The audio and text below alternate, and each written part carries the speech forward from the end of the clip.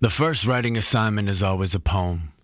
5 days of thanking the people who influence us and spotlighting the places where we earn the experience we either commemorate with badges or scars or both.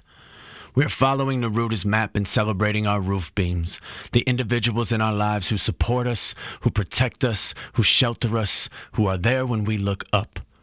One student says her father is a man who deserves more happy days, one who will always be there for you on the day that it is raining stone.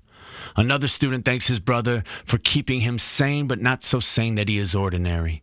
A student stands in front of everyone and says, SpongeBob was someone I could count on to make me laugh when my mother's drinking became a problem. A boy in the afternoon says his people are the full moon in his darkest nights. They write about their friends and their stepdads and their grandmas and their pets and their cousin Juan and their Uncle Rio and the neighbor lady who gives candy in exchange for conversation. On the first day, they say they hate poetry. On the second day, they say they don't have anybody to write about. On the third day, they call me over to show me how they describe the math teacher who taught them to never give up. On the fourth day, they sneak over to their friends' desks, and when I venture to tell them to sit down and get back to work, I overhear them sharing the words they type for each other. On the fifth day, it's time to invite our roof beams into the room and fashion them above our heads. This is when Student D steps up to the makeshift podium and stares out at the relieved individuals who've already braved the mic, as well as the anxious bunch who is dreading their turn.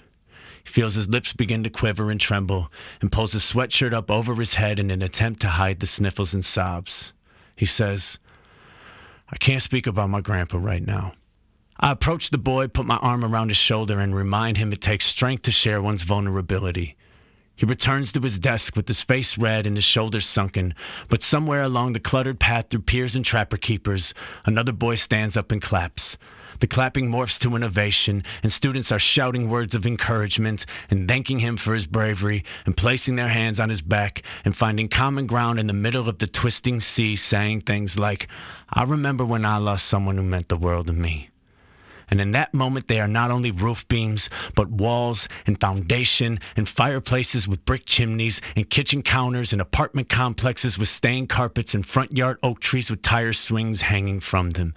They are whatever they need to be that does whatever is needed of them.